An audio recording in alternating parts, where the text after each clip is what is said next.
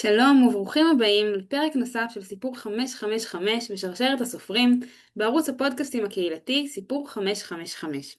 אני אלעד דולב אדלר, מחברת ספר הפנטזיה כמעט פיקסבל, והיום אני שמחה לארח חבר מקבוצת אורות הצפון שלנו, את דוקטור נדב אלמוג.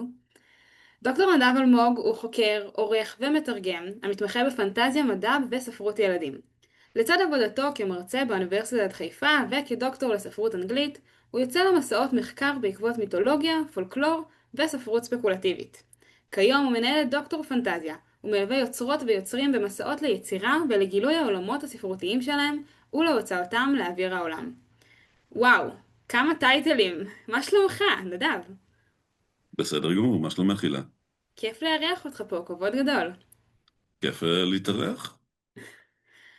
אני רוצה רגע להתחיל עם השאלה בעיניי הכי בסיסית, ולשמוע מהצד שלך, איך היית מציג את העשייה הספרותית שלך במשפט אחד, למי שעוד לא נתקל בעבודה שלך. וואו, במשפט אחד. אוקיי,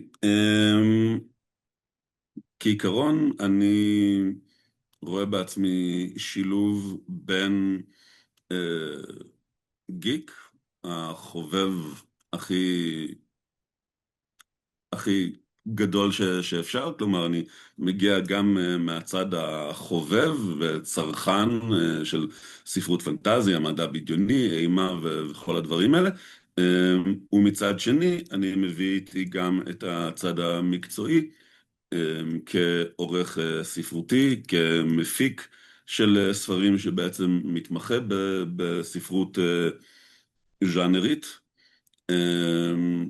וגם בכובע השלישי שלי כאיש אקדמיה, אז אני מביא גם את ההיבט המחקרי. אז אני בעצם השילוב של חובב, איש מקצוע וחוקר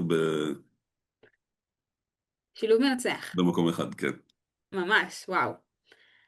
אז באמת אמרת הרבה מאוד תחומים שאתה מגיע איתם לעשייה הזאת, ואני אשמח אם תוכל לספר לנו קצת יותר על המסלול שעברת, בשביל לאסוף את שלושת הכובעים האלה יחד. הבנתי. קודם כל, בשביל שיהיה את הרכיב הראשון לצאת לדרך, שזה האהבה לספרות ואהבה לספרות פנטזיה בפרט, אני זוכר עד היום את הרגע שבו אבא שלי ואני ביקרנו אצל סבתא שלי, אימא שלו, והם דיברו ביניהם, דיברו פולנית, לא הבנתי אף מילה, גם אם הייתי מבין זה בטח לא היה מעניין אותי, וראיתי מונח איזשהו ספר על המיטה שלה, והרמתי את הספר, וזה היה האריה המכשפה וארון הבגדים. אז לא היה לי משהו יותר טוב לעשות, התחלתי לקרוא, פתאום מצאתי את עצמי עובר מעפולה המהבילה של הקיץ לנרניה בלילה, מושלגת עם אור פנס, מצאתי את עצמי עובר לעולם הזה, ובעצם אפשר חבל. להגיד שמאז לא חזרתי. מאז נשארתי מחובר לז'אנר הזה. לאחר מכן אני זוכר שכבר בגיל 14, אני זוכר בדיוק איפה עמדתי והכל, אה, כששמעתי שיש דבר כזה דוקטור לספרות אנגלית, והחלטתי בגיל 14 שבבוא היום אני הולך להיות דוקטור לספרות אנגלית, ואני הולך להתמחות בפנטזיה, וכך היה. ולימים כשגדלתי והפכתי להיות מקורא גם למישהו שרוצה לקחת חלק יותר פעיל בתעשייה, אז התחלתי להתנסות כמתרגם, אבל איכשהו התפקיד של העורך הספרותי, תמיד הכי קרץ לי, ובעצם החלטתי שלשם אני מכוון, זה מה שאני רוצה להיות. ובעצם רתמתי את הניסיון שלי כקורא, את הניסיון שלי כאקדמאי, שעברתי תואר ראשון, תואר שני, תואר שלישי, בעצם בשביל ללמוד ולרכוש את כל המיומנויות שדרושות כדי להיות עורך. עורך זה לא איזה משהו שמישהו נותן לך רישיון או לא. זה כמו המיומנויות של פעם, שאת צריכה להתחיל כשוליה, ואז את מפתחת את היכולות, ועד שאת הופכת להיות מי שרצית להיות, וככה באמת היה, ואז במשך שנים רבות רכשתי את הניסיון עד שהתחלתי לעבוד כעורך. וואו, זה באמת ככה בדיוק הדבר הבא שרציתי לשאול אותך, כי אני מכירה את העשייה הספרותית שלך כעורך. גילוי נאות, נפגשנו כבר לפני לאורך החיים, בדיוק בנקודות האלה, ותהיתי איך הגעת להיות עורך. נורא מעניין לשמוע שכבר מגיל צעיר היה לך ברור שלשם אתה הולך להגיע. אז רגע אחרי שהגשמת את החלום הזה והגעת לעסוק בספרות ביום יום, אני אשמח לשמוע מה הדבר שאתה הכי אוהב בזה, ומה הדבר שהכי מאתגר אותך דווקא בתוך התחום של עריכה. וואו. קודם כל, כמו שאני כתבתי באתר שלי, לדעתי יש לי את העבודה הכי מגניבה בעולם. אני זוכה לפגוש את החלומות הכי גדולים של אנשים, את הסיפורים הכי גדולים של אנשים. אמ, אני בעצם זוכה לעבוד עם המילה הכתובה, ולקרוא סיפורי פנטזיה ומדע בדיוני כאוות נפשי, ואפילו לקבל על זה משכורת. אז זה כשלעצמו נפלא. חוץ מזה, אני מרגיש שכבר כמה זמן, אני עוקב אחרי התחום הזה בישראל הרבה שנים, אני מרגיש ב-20 שנה האחרונות חלה ממש התבגרות והבשלה של ספרות הפנטזיה והמדע הבדיוני בארץ, ופתאום אנחנו הרבה פחות נזקקים להציץ לחו"ל ולסופרים וסופרות זרים, כי יש לנו יותר ויותר יוצרות ויוצרים משלנו, שמפתחים את הקול שלהם, וזה פשוט לדעתי פריבילגיה עצומה לראות יוצרות ויוצרים מתפתחים, רוכשים את הקול שלהם, הופכים לאנשי מקצוע בתחום, ופשוט לקחת את החלק הצנוע שלי בכל היצירה הזאת, ולעזור בעצם לספרות הז'אנרית המקומית לתפוס את המקום שלה. אם הייתי, יש כמה דברים שהם מאתגרים. אחד הדברים המאתגרים שאני פחות אוהב לדבר עליו, זה שזה תחום פרוץ לחלוטין. כמו שאמרתי, אף אחד לא נותן רישיון, אף אחד לא באמת מפקח, ובסופו של דבר כולם אומרים, לא, לא, אני באמת, אני עורך באמת, לא כמו כל השרלטנים האלה, אני באמת זה, אבל כולם אומרים את זה, גם השרלטנים. אבל אני בסופו של דבר מאמין שמי שטוב עולה למעלה, ומי שלא טוב שוקע למטה, ובסופו של דבר דברים מתאזנים ומוציאים את עצמם. אני חושב שהדבר הכי מאתגר בשבילי, זה הגודל האחריות, שהחלומות והסיפורים שאנשים הקדישו חודשים רבים ולפעמים שנים רבות בשביל לפתח אותם, בסופו של דבר הם מביאים את היצירה שלהם לפתחי, והתפקיד שלי זה לקחת אותה ולהפוך אותה לטובה ביותר שיכולה להיות, הן מבחינה ספרותית, הן מבחינת פוטנציאל מסחרי, ואם אני מצליח, הרי שזה נפלא, ואני בעיקר נותר אנונימי מאחורי הקלעים.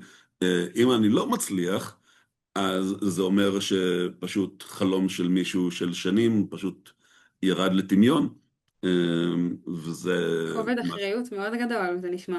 כן. וואו. דיברת פה באמת על הקשר שבין חו"ל והארץ, וככה, אני אשמח לשמוע אם זה משפיע על העבודה שלך, כי בסוף סיפרת שהתמקצעת בספרות אנגלית, דברים שהם פחות היום-יום שלנו, אבל אתה עובד עם כותבים וסופרים כאן. אתה מרגיש שיש קשר בין הדברים? שזה פערים תרבותיים שונים? יכולות אחרות? קודם כל, כן, יש פערים תרבותיים ברורים מאליהם. בסופו של דבר הז'אנרים, אם זה, אם זה פנטזיה, אם זה מדע בדיוני, אם זה אימה, אם זה ריאליזם מגי, כל הדברים האלה, אפילו רומנטזי שמאוד תופס בימינו, הם, הם תפסו את הפופולריות שלהם בחו"ל. ואני כחובב, גם כן הכרתי את העולם הזה דרך חו"ל, דרך יוצרים זרים, אם זה לקרוא ספר באנגלית ואם זה לקרוא ספר מתורגם, אבל זה עדיין ספרים זרים.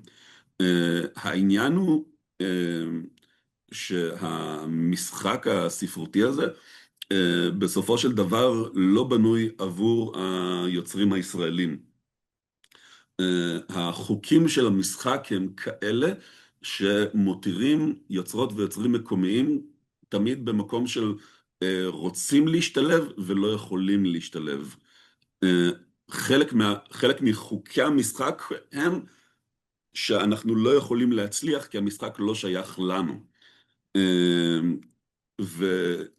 ולכן עם השנים גם, ותגידי לי אם ברחתי כאילו מהשאלה, אם לא, הפלגתי, לא, זה נורא מעניין. אם הפלגתי לדרכי, בעצם הנקודה הזאת שאת יודעת מה? אנחנו חיים באחד המקומות העתיקים בעולם של ערש התרבות, כמעט כל דבר שמעניין כל אחד איפשהו בעולם התחיל דווקא כאן. אפילו לפי הפולקלור הוולשי, המלך ארתור הגיע לארץ הקודש, מסעות הצלב, ארץ הקודש, הסיפורים כאילו של האבירים וכאלה, הכל פה, כל מה שאת רוצה בסופו של דבר מתנקז כאן, אז איך זה יכול להיות שאנחנו מוצאים את עצמנו חליל שני ומטה, ליוצרים שבסופו של דבר שאבו הרבה מההשראה שלהם וכאלה, בכלל מפה, מחבל הארץ הזה.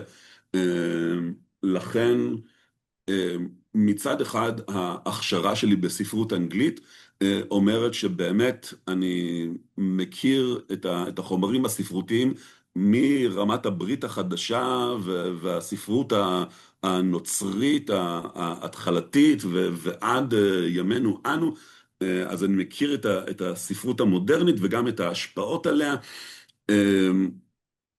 אבל דווקא זה מאפשר לי להבין את ההבדלים בין הספרות הזרה לספרות המקומית, ומה בעצם נדרש כדי שיוצרים מקומיים יוכלו לספק יצירות שלא נופלות במעומה ואפילו מתעלות על היצירות שמגיעות מחו"ל. וואו, המון חומר למחשבה. ככה כשאתה מדבר על יוצרים, אני יודעת שאתה נוהג לעבוד בעיקר עם יוצרים בתחומים הספקולטיביים, אז אולי תוכל לספר לנו קצת למה אתה בוחר דווקא להתמקד שם באמת. למה הז'אנרים הספקולטיביים, וגם אני יודעת שאתה נוהג להכניס איזה טוויסט אפל לכל דבר. אז ככה, תן לנו את הנקודת מבט שלך בנושא הזה. אוקיי, קודם כל, אמ, כמו שאמרתי, התחום של העריכה הוא מאוד פרוץ, אבל אני נוטה להאמין שיש מקום לכולם. אז הז'אנרים האלה הם האהובים עליי. אני חושב שעצם זה שאני עובד מתוך מקום של אהבה והיכרות עמוקה מילדות עם הז'אנרים האלה, מקנה לי את היכולת באמת לספק את השירות הכי טוב שאני יכול לתת, כי זה מה שאני טוב בו, זה מה שאני אוהב, זה מה שאני עושה, ומעבר לזה, אני משתדל לא לדרוך לאורחים ולאורחות אחרים על הרגליים. אני לא מתמחה בספרות רומנטית, אני לא מתמחה במותחנים, אני לא מתמחה בכל מיני ז'אנרים אחרים, אותם אני משאיר לאורחות ולאורחים שזה תחום ההתמחות שלהם. וכמו שאני לא אוהב שאנשי מקצוע מתיימרים פתאום להבין בספרות ז'אנרית, או להבין בספרות נוער, או להבין בספרות ילדים, כי אין להם את זה, הם לא מתמחים בזה, והקישור כעורך לא עובר מז'אנר לז'אנר. כלומר, כמו שאת לא יכולה ללכת לקרדיולוג בשביל טיפול שיניים, ואת לא יכולה ללכת לגסטרולוג בגלל שתפוס לך הגב. אה, רופא זה לא רופא, זה לא רופא. כלומר, יש התמחויות שונות. אז אני מאמין שכל אחד צריך להתרכז בתחום שלו, ובעצם לתת את המקסימום שלו. אז זה מה שאני עושה מתוך כבוד לעצמי, לעבודה שלי, ללקוחות שלי, לעמיתים שלי למקצוע, ואני באמת מאמין שבסופו של דבר יש מספיק עבודה לכולם, ומי שטוב במה שהוא עושה יעלה למעלה, ומי שלא טוב ירד למטה. הנושא של המשיכה לצד האפל זה כבר סיפור בפני עצמו. אני חושב שעוד פעם, אצלי הכל מתחבר לילדות, ואולי בגלל זה אני גם כל כך אוהב ספרות ילדים. אני זוכר את עצמי כילד שפוחד מכל כך הרבה דברים. בכלל הייתי ילד די מורבידי, אם להודות באמת. וכשגדלתי ונהייתי בן 10 מלא אנגסט, זה לא הלך והשתפר. עד שבסופו של דבר למדתי להכיר את הצל שבתוכי ולהתיידד איתו, והיום אני והצל שלי חברים ממש ממש טובים. ואני רואה איך אנשים בעצם עושים ויעשו הכל בשביל לא לפגוש את עצמם בחושך, כשאין טלוויזיה ואין טלפון ואין מישהו לדבר, יעשו הכל בשביל לא לפגוש את הצד האפל החשוך שלהם. אני חושב שזה בעיה. ואני מוצא שהן מבחינה עלילתית והן מבחינה רגשית, בריאותית, טוב לבן אדם לחיות בשלום עם כל הצדדים שלו, גם עם הצד האפל, וכמובן שספרות במובן הזה מציעה אוצר בלתי נדלה של הזדמנויות עבור כל אחד לפגוש את הצדדים האפלים שבו, הצדדים האפלים של החברה, וללמוד איך לעשות איתם שולם. וואו, וואו. יש איזה טוויסט או אלמנט שאתה זוכר במיוחד, שיצא לך להכניס לכתיבה או לעבודה שלך? אמ, יש הרבה. אני, אני מאוד אוהב טוויסטים, למרות שאני לא בקטע של סיפורי פואנטה. סיפורי פואנטה זה סוג מסוים של סיפורים שאני לא בעדו. אני לא אוהב שסיפורים נעים לעבר איזושהי פואנטה, שזה הטוויסט הגדול. אני אוהב שסיפורים הם מאוזנים לכל אורכם. אבל אני אוהב לקחת נרטיבים קיימים, וסוג של למצוא בהם את הצדק שלי. אז כך למשל, יש לי סיפור בשם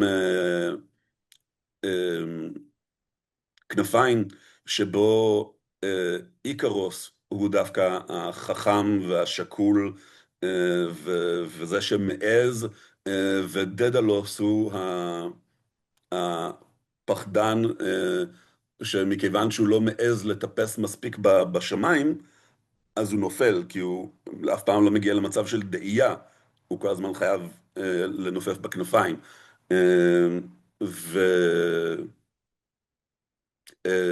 ויש לי גם גרסה של היפהפייה אנמה, קראתי לזה היפהפייה ה-13, שבה מאוד חרה לי האופן שבו הנסיך או המלך מוצא את היפהפייה אנמה ופשוט מנשק אותה וכן הלאה. ובגרסאות היותר ישנות, במיוחד הגרסה האיטלקית, הוא לא בדיוק מנשק אותה בלבד, והיא לא מתעוררת מהנשיקה, היא מתעוררת מזה שהיא יולדת, והילדים שנולדים לה מנסים לינוק, והיא מתעוררת מזה. אז יצרתי גרסה משלי עם מה שנקרא יותר צדק לתחושתי. זה יפה שדווקא לסיפור אפל כזה אתה מוצא עוד טוויסטים להכניס ולשנות שם, מכל הדברים שיש. בוא נחזור אבל רגע באמת קצת יותר לעשייה המקצועית שלך. כי תואר בספרות האנגלית וככה דוקטורט ומסלול אקדמיה ארוך כזה הוא לא משהו שנפוץ כבר בימינו. ואני אשמח לשמוע רגע את דעתך על זה. איך הייתה לך החוויה, אם אתה בכלל ממליץ על זה עדיין במציאות הנוכחית? אמ, תראי, אני חושב שתמיד הייתי אני, גם כילד, אז הייתי אני מינוס הזקן. אז איכשהו די מוקדם בחיים הבנתי שהמסלול שלי הוא מסלול הומני. די הבנתי שהמסלול שלי הוא מסלול אינטלקטואלי, ששם אני רוצה להיות. אבל זה לא רק ששם אני רוצה להיות, זה שאין לי ברירה אלא להיות שם. מעולם לא אהבתי משהו אחר, מעולם לא הייתי טוב במשהו אחר. זה לא שהיה איזה משהו שרציתי ויכולתי לעשות, אבל הקרבתי אותו בשביל לעשות את זה. זה מסלול לא פשוט, הוא לוקח הרבה שנים. בימינו אנו זה מסלול מאוד קשה. עכשיו כשנכנסה לתמונה גם הבינה המלאכותית הוא עוד יותר קשה.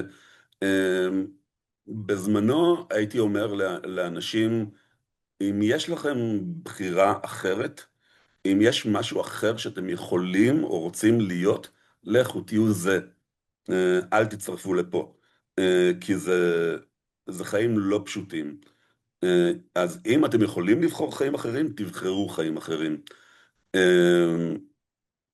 היום אני פחות שם, כי אני פשוט ממש ממש אוהב את מה שאני עושה, ואני מאמין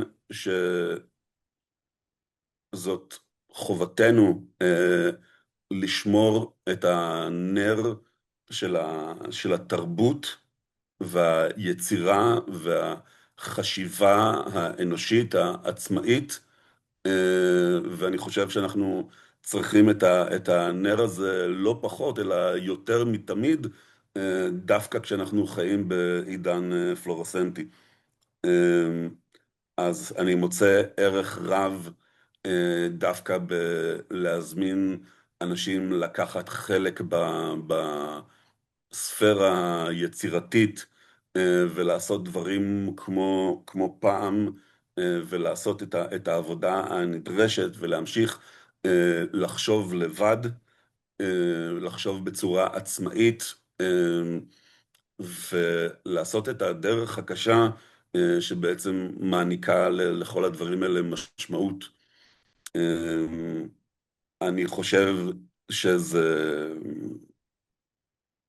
עוול שאנחנו נתחרט עליו עוד שנים רבות, להניח למדעי הרוח לנבול ולחדול מלהתקיים רק בגלל שלכאורה אין בהם כסף. אני טפו טפו עשיתי דוקטורט בספרות אנגלית ותואר שני בספרות אנגלית ותואר ראשון בספרות אנגלית, ואני מתפרנס יפה, ואני מאמין ששוב, מי שמאמין בעצמו ועושה את העבודה וטוב במה שהוא עושה, ימצא את הדרך להסתדר,